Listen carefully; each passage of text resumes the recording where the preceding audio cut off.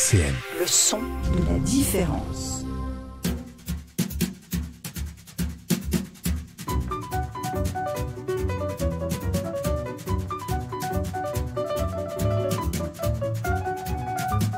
Les masques tombent sur RCN, Clarisse Chéry.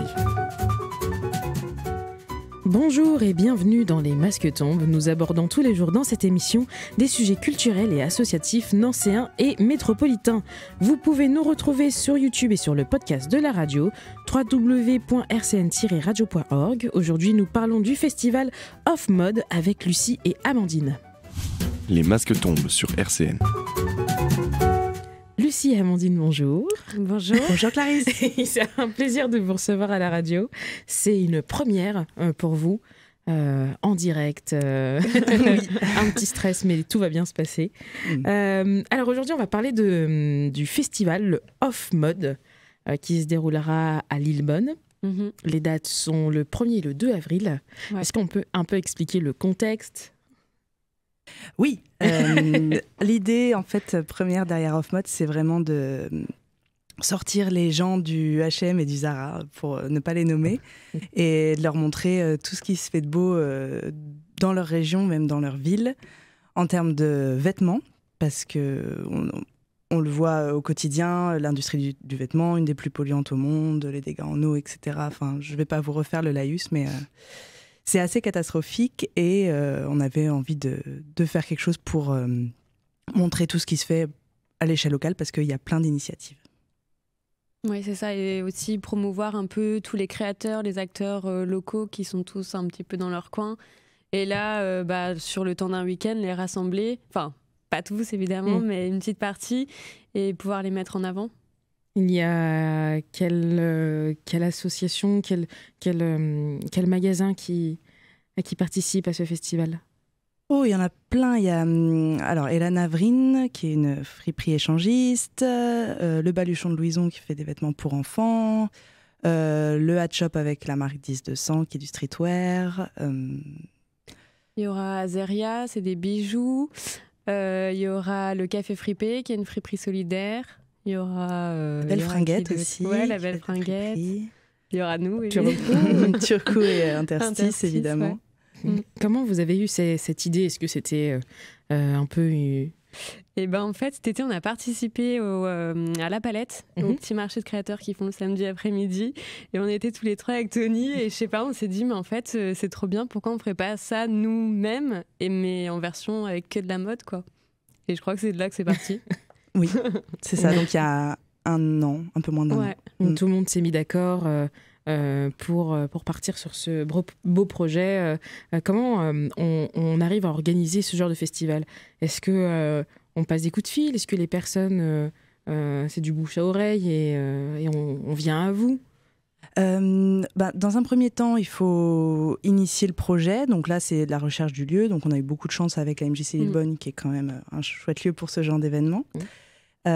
Et puis, de fil en aiguille, c'est vrai que les choses se fluidifient un peu. Enfin, j'ai trouvé qu'on avait, par exemple, des demandes de gens pour exposer, pour venir faire de la musique. Donc, il y a eu un vrai engouement autour du projet. C'est vrai qu'il y a des gens qui nous ont contactés spontanément pour participer, même des bénévoles qui se sont proposés. C'est ça. Et après, on bénéficie un peu d'un petit réseau qu'on s'est fait.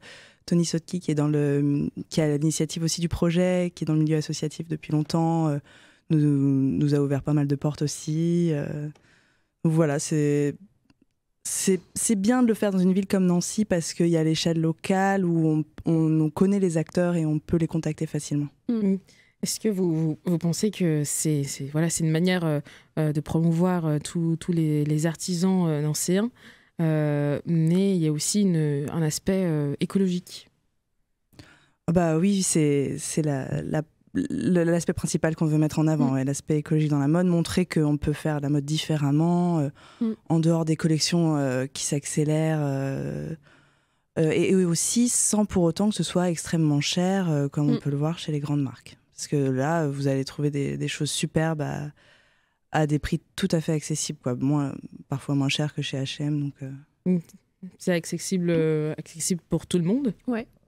Oui. Franchement, il y en a pour Ouais, toutes c'est les ça âges. aussi. Un de nos objectifs, c'était de démocratiser un max la mode responsable. Le vêtement, pour moi et pour Amandine aussi, je pense, c'est vraiment pas quelque chose d'élitiste. Et le constat aussi, c'est qu'il y a tellement de vêtements sur Terre déjà qu'on n'a pas envie de produire plus. Donc la majorité des gens qui seront là vont recycler des vêtements, en fait, les upcycler ou de la friperie et les remettre dans la boucle. Et y a pas... Pour moi, la vraie mode écologique, c'est celle qui produit pas en plus. Mais comment on fait pour être conscient de tout ça et comment on fait pour être sûr que ce soit à 100% écolo parce que des fois, on a des doutes et c'est pas souvent.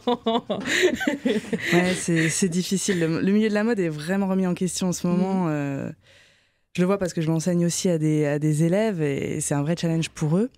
Une marque 100% écolo, je pense que ça n'existe pas parce que la communication sur les réseaux, ça engendre aussi de la pollution.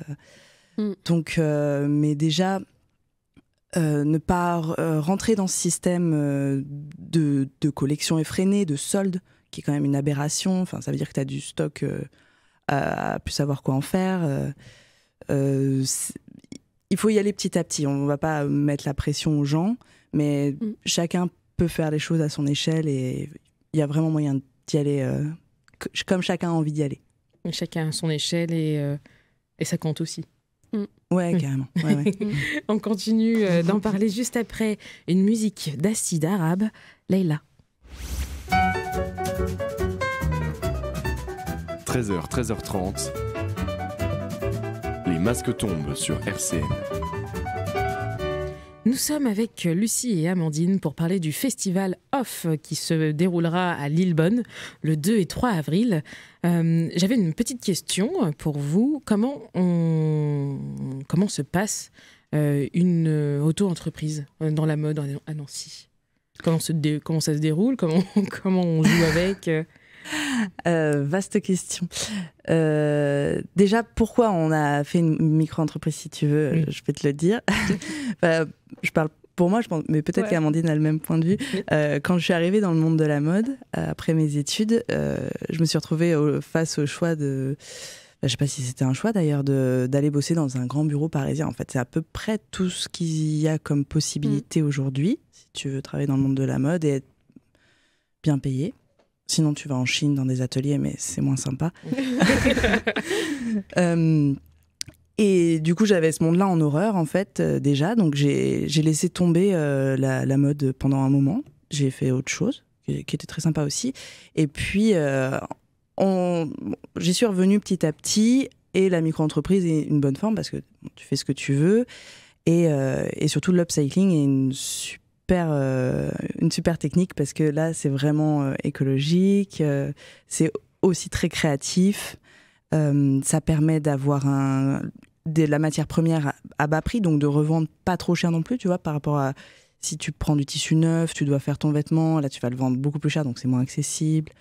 Voilà, pour l'origine de la micro-entreprise. Je sais pas si tu veux... Moi, je crois que de mon côté, je voulais surtout être indépendante, je crois. Ouais. J'avais pas spécialement une âme d'auto-entrepreneuse, je pense. Je voulais juste être indépendante dans la couture parce que c'est ce que j'ai toujours aimé faire. Et puis après, dans le vêtement vintage parce que j'ai toujours une passion pour les brocantes, chiner des fringues et puis voilà, en fait, et comme je suis petite, tu vois, j'ai toujours retouché mes fringues. Et je me suis dit, en fait, il y a peut-être un truc à faire, retoucher pour les autres. La retouche faisait déjà ça. Et puis du coup, tout ça ensemble, voilà, ça donnait Interstice. Si on peut rappeler le nom de vos auto-entreprises. Ouais, moi c'est Interstice, du coup. Interstice. Et moi c'est Turcou. Turcou, et on vous retrouve sur les réseaux. Ouais, moi sur Instagram. Moi aussi, sur Instagram, tu.recou. Tu.recou, est-ce que vous avez des sites ? Pas du tout. Ouais, couture.fr. Mais il est en maintenance. Attendez un petit peu. Comment on réalise ou comment on surmonte les difficultés des petits tips quand on est en auto-entreprise ? Parce que c'est assez particulier. Il faut avoir du tissu, il faut avoir un local, il faut avoir le matériel. On organise ça comment si on tombe dedans sans formation ? Je pense que c'est assez progressif. T'investis pas... il te faut évidemment un investissement de base pour du matériel et des choses indispensables, mais après tu vas progressivement. Et puis petit à petit, t'acquiers de l'espace, du matériel, etc. Et je pense que c'est bien aussi d'avoir plusieurs casquettes pour pallier un peu... Pour s'éviter un gros stress aussi financier. C'est vrai que tu commences dans ta chambre avec ta machine à coudre et puis petit à petit, tu peux investir une meilleure machine à coudre, un petit local. Là, se pose la question d'une vitrine. Pour l'instant, c'est vraiment... Faut pas se mettre de la pression. Moi, j'ai commencé il y a 2 ans. Toi, Amandine? Pareil, je pense que ça va bientôt faire 2 ans. Ouais, en avril. En avril, ça fera 2 ans. C'est juste après le Covid? Oui, moi, c'est vraiment le Covid qui m'a lancé. Enfin, je me suis lancée pendant le Covid. C'est ça qui vous a donné envie parce qu'avant tout ça, vous étiez pas du tout dans la couture ou... Moi non, je faisais des saisons en Savoie et puis le Covid, tout s'est arrêté et je suis revenue à ce que j'aimais faire, donc la couture dans ma chambre. Et moi j'ai été, en fait j'ai fait une école de mode en Belgique et j'ai été diplômée juste avant le confinement ou au moment du confinement quoi. Donc voilà. C'est un peu comme entrer en matière. Un peu un précurseur. Je suis confinée, donc ça y est, je commence ce que j'ai envie de faire. Et un mal pour un bien. Oui, c'est ça. Et quels sont vos rapports à tout ce style de vie? Parce qu'on compte que sur soi. Vous n'avez pas d'aide extérieure? Si. On a, comme je te disais, il faut être multicasquette. Donc, Amandine comme moi, on a un autre ou 2 autres petits jobs à côté pour subvenir à nos besoins. Moi, je suis professeure dans une école de mode. Amandine, tu fais pas mal de retouches. Ouais, c'est l'essentiel en fait de mon job. C'est mon plus gros revenu finalement. Je fais de la retouche pour des particuliers et pour des boutiques aussi à Nancy. Ouais, donc il faut se trouver des soutiens comme ça qui te permettent au moins de... Tu sais que tu payes ton loyer et puis tu vas un peu au-delà. Il faut toujours quelque chose à côté pour enflouer... Franchement, dans un premier temps, oui. Ouais. De la patience et de la passion. Faut pas compter ses heures aussi. Ouais, c'est clair. On va continuer d'en parler juste après des artistes nancéens. Le groupe Baleine, Upside Down. Les masques tombent sur RCN. Nous sommes avec Amandine et Lucie. On parlait un petit peu de leur auto-entreprise, Turuku et Interstice. Vous participez au festival Off Mode à Lillebonne le 1er et 2 avril, bientôt, dans un mois. Oui. Il faut prendre nos places ou c'est entrée libre? C'est entrée libre, ouais. Entrée libre, on y rentre, on voit les boutiques, les acteurs locaux. Il y aura des ateliers gratuits. Ouais. Quel genre d'atelier? Des ateliers couture. sans blague. C'est original. Non, mais on réfléchit encore à ce qu'on va proposer. Mais on publiera sur Facebook, je pense, une programmation ou quelque chose pour que les gens puissent voir un peu, selon les horaires, ce à quoi ils ont envie de venir. Voilà. Mais l'idée, c'est qu'ils viennent avec leurs vêtements, qu'ils puissent les retoucher. C'est l'occasion de repartir avec pas des fringues comme neuves, mais presque, quoi. Oui, en plus, une formation. On va à un festival, je pense qu'il y a une buvette, il y a des activités, de la musique, et en plus, on repart avec un vêtement tout neuf. Ouais, c'est vraiment l'idée. C'est pour ça qu'on a voulu l'entrée gratuite aussi, de promouvoir pour un maximum de monde. Et on a des chouettes acteurs locaux aussi au niveau de la buvette. D'ailleurs, on travaille avec Opiro des Clémeries, donc ça va être sympa. C'est que du bonheur. Ouais. Oui. Il y aura de la petite restauration, j'en profite pour faire de la pub pour mon petit frère du coup qui va faire la restauration avec le Best Burger. Qui sont rue des Michottes et ils sont très très bons. Ce sera un événement avec beaucoup d'acteurs locaux concentrés dans un seul beau lieu. Lillebonne, rue Cheval Blanc. Oui, c'est ça. Est-ce que c'est votre première fois dans l'organisation d'un festival Oui. Ouais. Vous avez jamais fait ça avant? Non, je crois pas. Enfin, en tout cas, pas de cette envergure, quoi. Pas sous cette forme. Non, vraiment pas. J'étais bénévole sur le Michto Festival l'an dernier, et puis un peu... j'ai pris ma place au bar un peu en tant que responsable, mais voilà, rien de... C'est pas non plus la même chose, quoi.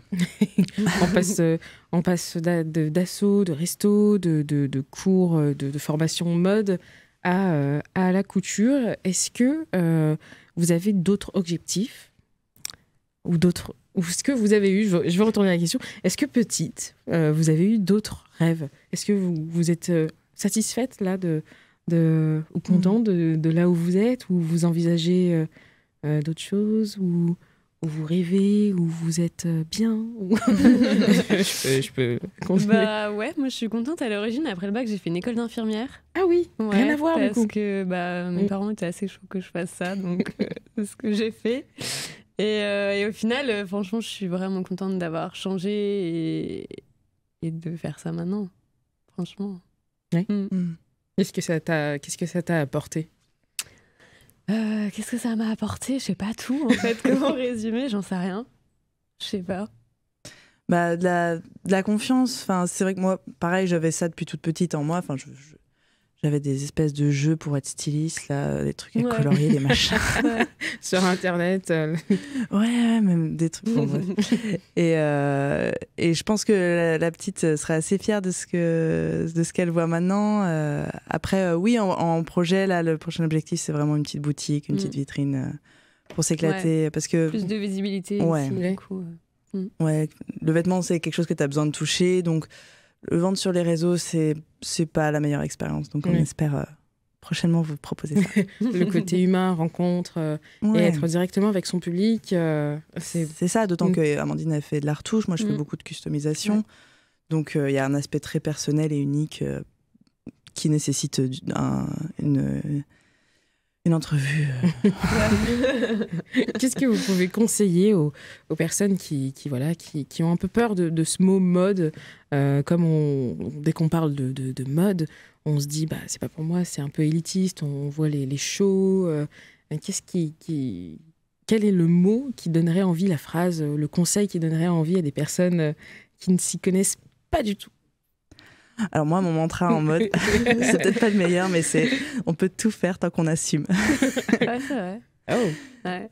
Voilà. Ouais, mais ouais, c'est vrai que c'est un milieu qui a pas bonne presse. Bah justement, peut-être un autre conseil, regardez pas trop les mannequins, la télé, la Fashion Week. Vous inspirez pas trop de ça. C'est pas les vrais gens, c'est pas la vraie vie. Et un vêtement aussi, on doit être bien dedans. Enfin, c'est pas nous qui devons aller aux vêtements, c'est le vêtement qui doit nous aller. Donc, ouais, faut aussi descendre la mode de son piédestal, c'est utilitaire avant tout aussi. Et s'il peut y avoir un peu de look derrière, ben voilà, tant que ça vous plaît, que vous assumez, c'est comme la coupe mulet, quoi. Y a pas de... Est-ce que vous connaissez, est-ce que pour vous, il y a un fashion faux pas? La chaussure, c'est les crocs. Les crocs? Les crocs, Non. Ça dépend des gens, c'est mon fashion faux pas. Je sais pas, j'en mettrais bien. J'ai juste peur de transpirer dedans, mais... Glisser dedans. C'est ça, j'en ai mis un peu quand j'étais en stage à l'école d'inf. Bah oui. Ouais. Mais fashion faux pas, non, je sais pas. Franchement, je sais pas. Si je vois un truc dans la rue, je te dirais. T'enverras un message. Et même pendant le festival, tu verras qui c'est. Mais c'est ça qui est... Enfin, franchement, faut pas hésiter à se lâcher un peu en mode... on est trop fermé. Quand tu vas à Londres, tu vois tellement de styles différents. Personne te regarde dans la rue parce que t'as les couleurs qui vont pas ensemble. Faut se détendre un peu là-dessus, je pense. Oui, c'est un peu... vous allez... Par ce festival aussi, vous allez un petit peu démocratiser... l'esprit de la mode, en la retouchant, en le faisant de manière aussi plus ludique. Oui. Oui, montrer aux gens que c'est pas compliqué de se servir d'une machine à coudre, que du coup, un vêtement de seconde main, même s'il leur va pas, ils peuvent retoucher un peu la taille ou la longueur et repartir avec. Ouais, démocratiser, c'est vraiment le maître mot du festival, je pense. Ouais. Oui.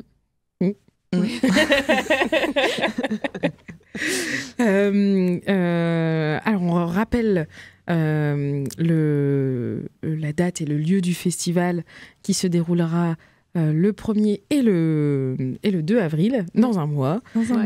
Entrée libre, avec buvette, crèmerie, avec des acteurs locaux, Hatshop, Hélène Avrine, Turoku.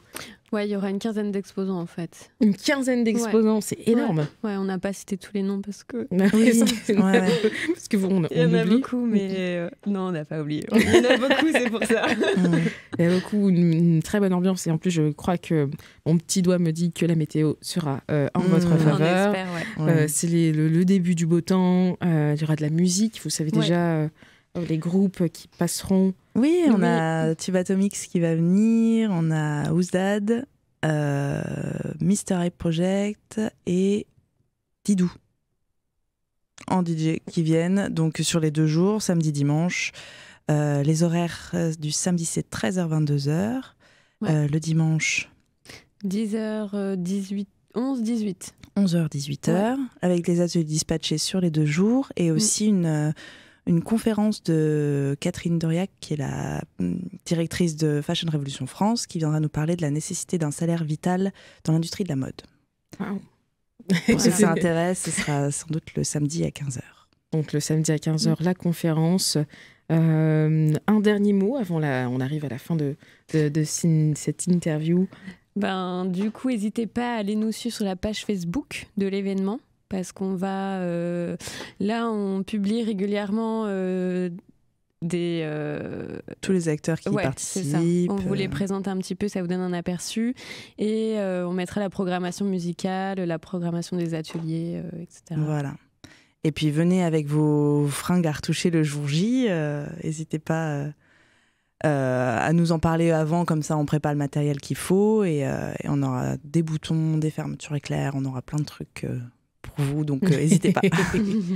Et à porter des casques aussi, si c'est dangereux pour certaines personnes qui ne sont pas très habiles avec leurs mains. Des gants. Des grands gants.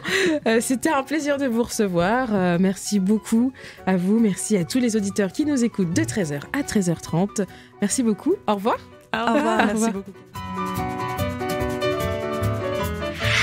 RCN, www.rcn-radio.org